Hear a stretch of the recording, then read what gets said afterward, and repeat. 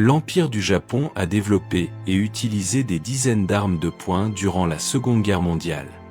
Certaines sont devenues de véritables légendes du champ de bataille, d'autres se sont effondrées sous la pression du combat.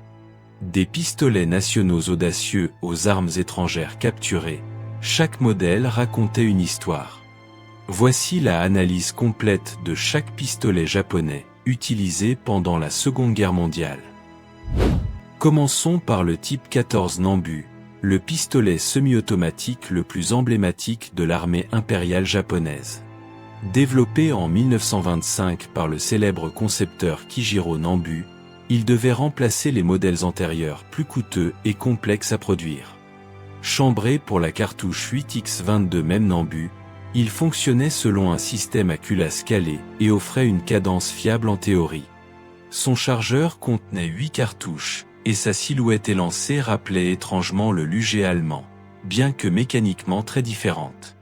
Sur le terrain, le Type 14 fut une véritable arme de service, distribuée massivement aux officiers en Chine et dans le Pacifique. Cependant, sa munition faible et son ressort de chargeur fragile en faisaient parfois un cauchemar logistique en climat tropical humide. Continuons avec le type à Nambu, souvent surnommé le Grand Pas Nambu par les collectionneurs occidentaux. Conçu dès 1902 par Kijiro Nambu, il représentait la première véritable tentative japonaise de produire un pistolet semi-automatique moderne destiné aux officiers de marine et d'armée. Son design rappelait vaguement le Luger, mais son mécanisme à verrou oscillant était entièrement original. Il utilisait la cartouche 8x22 même Nambu et possédait un chargeur de 8 coups, avec une crosse en bois élégamment sculptée. Produit en très petite quantité, le type A devint rapidement une arme rare et prestigieuse. Bien que mécaniquement ingénieux, son coût élevé et sa complexité de fabrication empêchèrent une adoption massive durant le conflit mondial. Passons maintenant au type B Nambu, plus connu sous le nom de Baby Nambu en raison de ses dimensions réduites. Introduit vers 1909, il fut conçu comme une version compacte et plus légère du Grand Pas Nambu, destiné principalement aux officiers supérieurs et aux pilotes. Chambré pour la cartouche 7x20 même Nambu, plus petite que le calibre standard, il offrait 7 coups dans un chargeur compact. Son ergonomie raffinée et sa finition soignée en faisaient un véritable objet de prestige militaire. Cependant, sa puissance d'arrêt limitée et son coût de production astronomique freinèrent sa diffusion. Aujourd'hui, le Baby Nambu est devenu une pièce iconique recherchée, témoin du savoir-faire artisanal japonais d'avant-guerre.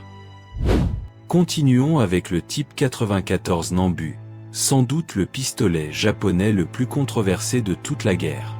Adopté en 1934, il fut conçu pour offrir une arme compacte, économique et facile à produire en grande série pour les équipages de chars et les pilotes.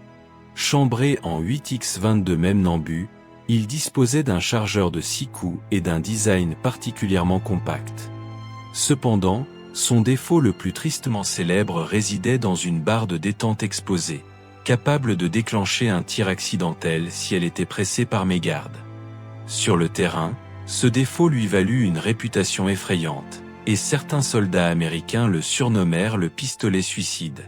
Malgré tout, des dizaines de milliers furent produits jusqu'en 1945.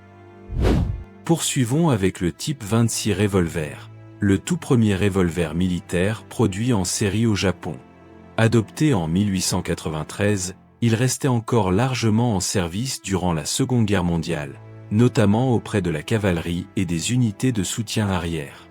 Il s'agissait d'un revolver à double action uniquement, chambré pour une cartouche unique de 9 mm japonais à percussion centrale. Son barillet basculant sur le côté facilitait leur chargement, une caractéristique avancée pour son époque. Toutefois, sa cartouche faible et son mécanisme à double action lourd compromettaient la précision. Malgré ses faiblesses, le type 26 demeura une arme fiable, robuste et appréciée pour sa simplicité mécanique, traversant plusieurs décennies de conflits sans modification majeure. Passons maintenant au Hamada type pistol, une arme tardive et relativement méconnue de l'arsenal japonais. Conçu par Bunji Hamada à la fin des années 1930, ce pistolet semi-automatique fut développé pour fournir une alternative économique au modèle Nambu jugé trop coûteux. Initialement chambré en 7.65x17 même Browning, il fut ensuite produit en 8x22 même Nambu vers la fin de la guerre. Son design simple s'inspirait clairement du FN Browning modèle 1910, avec un chargeur de 9 coups et un mécanisme à culasse non calé. Produit en quantité limitée, il équipa surtout les officiers subalternes et certaines unités auxiliaires. Sa fabrication artisanale en fin de conflit en fit une arme rare, aujourd'hui particulièrement convoitée par les collectionneurs d'armes japonaises de la Seconde Guerre mondiale. Continuons avec le Ino Komuro Pistol, l'une des armes japonaises les plus étranges et expérimentales jamais produites. Conçu vers 1908 par Kumazo Ino et financé par Tomijiro Komuro, ce pistolet utilisait un mécanisme à culasse soufflée vers l'avant, totalement inhabituel pour son époque. Pour armer l'arme, le tireur devait pousser le canon vers l'avant plutôt que de tirer une culasse vers l'arrière. Il était chambré dans plusieurs calibres expérimentaux, notamment le 8 mm Nambu et le 7.65 mm Browning. Produit en très petite série, le Ino Komuro ne fut jamais officiellement adopté par l'armée japonaise.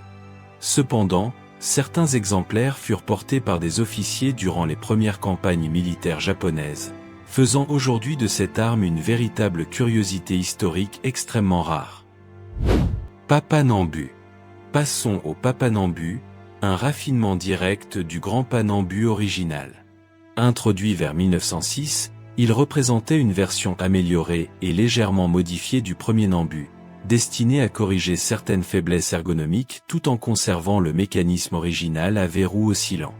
Chambré en 8x22 même Nambu, il disposait d'un chargeur de 8 coups et présentait une garde de pont-tête agrandie, mieux adaptée aux gants des soldats opérant dans les régions froides comme la Mandchourie. Son équilibre et sa précision étaient remarquables pour l'époque. Bien qu'il n'ait jamais été adopté comme arme de service standard, le Papa Nambu fut largement acheté à titre privé par les officiers japonais. Il connut un usage opérationnel significatif lors des premières campagnes en Chine et en Asie du Sud-Est. Continuons avec le Baby Nambu, déjà brièvement évoqué, mais qui mérite une attention particulière en tant qu'arme distincte. Conçu autour de 1909 par Kijiro Nambu, il visait à offrir aux officiers supérieurs une arme de poing élégante, légère et facile à porter en toutes circonstances. Chambré pour la cartouche unique 7x20 même Nambu, il proposait un chargeur de 7 coups dans un format compact remarquablement ergonomique. Sa finition était considérée comme l'une des plus raffinées jamais produites par l'industrie armurière japonaise impériale. Cependant, sa cartouche faible le rendait peu efficace au combat réel. Réservé presque exclusivement aux officiers fortunés capables d'acheter leur propre arme, le Baby Nambu devint un symbole de statut plutôt qu'un véritable outil militaire de première ligne. Passons maintenant au l'UGP-08, une arme allemande iconique qui trouva curieusement sa place dans certaines mains japonaises durant la guerre. Bien qu'il ne fût jamais adopté officiellement par l'armée impériale, plusieurs officiers japonais en possédaient à titre personnel, achetés avant ou pendant le conflit.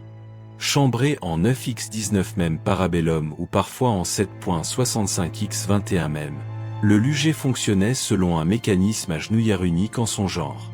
Son chargeur standard contenait 8 cartouches, et sa précision en faisait une arme redoutable. Symbole du raffinement mécanique allemand, le LUG était particulièrement prisé pour son prestige diplomatique. Quelques exemplaires arrivèrent au Japon via les échanges militaires de l'Axe, devenant des trophées rares portés fièrement par certains officiers supérieurs durant les opérations dans le Pacifique. Continuons avec le Walther PP, un autre pistolet allemand ayant trouvé son chemin dans l'arsenal personnel des officiers japonais. Conçu en 1929 par Karl Walther, il fut acheté en quantité modeste par le Japon impérial dans les années précédant immédiatement le déclenchement du conflit mondial. Chambré principalement en 7.65x17 même Browning, il offrait un chargeur de 8 cartouches et un mécanisme à double action novateur pour l'époque. Sa compacité et sa fiabilité en faisaient une arme idéale pour les officiers d'état-major. Les pilotes japonais et les officiers de marine appréciaient particulièrement cette arme allemande pour sa qualité de fabrication supérieure. Bien que jamais distribué en grand nombre, le Walter PP représentait l'élite des armes de poing portées par certains officiers japonais privilégiés durant le conflit. Passons au Walter PPK, la version compacte et raccourcie du Walter PP. Introduit en 1931, ce pistolet fut également importé en petite quantité par le Japon avant la guerre, principalement destiné aux officiers supérieurs et aux attachés militaires opérant en Europe. Chambré le plus souvent en 7.65x17 même Browning, il disposait d'un chargeur de 7 coups dans une silhouette particulièrement compacte. Son mécanisme à double action et sa sécurité automatique en faisaient une arme exceptionnellement moderne pour son époque. Très apprécié pour sa discrétion et son élégance, le PPK servait surtout d'arme de cérémonie ou de protection rapprochée. Certains officiers de l'intelligence japonaise l'utilisaient lors de missions diplomatiques sensibles, faisant de cette arme un symbole rare de modernité technologique étrangère. Continuons avec le Mauser C96, un pistolet allemand emblématique qui connut une popularité étonnante au Japon et en Chine durant la première moitié du XXe siècle. Surnommé Broomhandle en raison de sa crosse caractéristique, il était souvent acheté à titre privé par les officiers japonais. Chambré principalement en 7.63x25 même Mauser, il offrait un chargeur fixe de 10 cartouches alimentés par lame chargeur. Sa portée effective dépassait largement celle des pistolets concurrents, atteignant facilement 100 mètres avec sa crosse-étui en bois. Durant les campagnes en Chine, plusieurs officiers japonais le portèrent comme arme personnelle, appréciant sa puissance et sa précision exceptionnelles. Bien que jamais officiellement adopté, le Mauser C96 demeura une arme prisée, symbole de prestige militaire et de capacité de feu supérieure. Passons maintenant au Colt M1911, un pistolet américain légendaire qui fit son entrée dans l'arsenal japonais principalement comme arme capturée. Conçu par John Browning et adopté par l'armée américaine en 1911, il devint rapidement l'une des armes de poing les plus respectées du conflit mondial. Chambré pour la puissante cartouche 45 ACP, il offrait un chargeur de 7 coups et fonctionnait selon un système à culasse calé par bascule. Sa puissance d'arrêt légendaire en faisait une arme redoutée même par les soldats les plus aguerris. Capturé en grande quantité aux Philippines, à Guam et durant d'autres campagnes du Pacifique, le M1911 fut souvent réutilisé par les officiers japonais. Sa robustesse et sa fiabilité en faisaient un trophée précieux, marquant une supériorité ennemie reconnue silencieusement. Browning E-Power. Continuons avec le Browning E-Power, un pistolet belge sophistiqué qui parvint à atteindre les mains japonaises par des voies indirectes durant le conflit. Conçu par John Browning et achevé par Dieudonné Sève chez FNR Stahl, il fut adopté en 1935 par plusieurs armées européennes. Chambré en 9x19 même Parabellum, il introduisit une innovation révolutionnaire, un chargeur double rangée contenant 13 cartouches, une capacité sans précédent pour l'époque. Son mécanisme à culasse calé par bascule offrait fiabilité et précision remarquables. Quelques exemplaires capturés en Chine ou cédés par les puissances de l'Axe arrivèrent dans les arsenaux japonais. Bien que jamais utilisé massivement, le E-Power représentait l'apogée technologique des pistolets semi-automatiques, surpassant largement les capacités des modèles nationaux japonais standards de l'époque. Terminons enfin avec le Webley Revolver, l'emblématique revolver britannique qui se retrouva entre les mains japonaises principalement comme butin de guerre. Capturé notamment à Singapour, Hong Kong et lors des premières campagnes en Asie du Sud-Est, ces revolvers furent réemployés par certaines unités japonaises.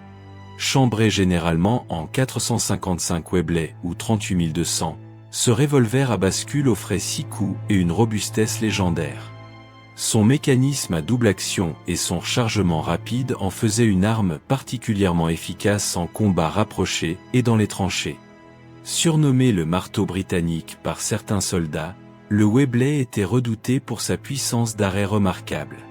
Les officiers japonais qui en héritaient appréciaient sa fiabilité inébranlable, en faisant un complément précieux aux pistolets nationaux souvent jugés mécaniquement fragiles et capricieux.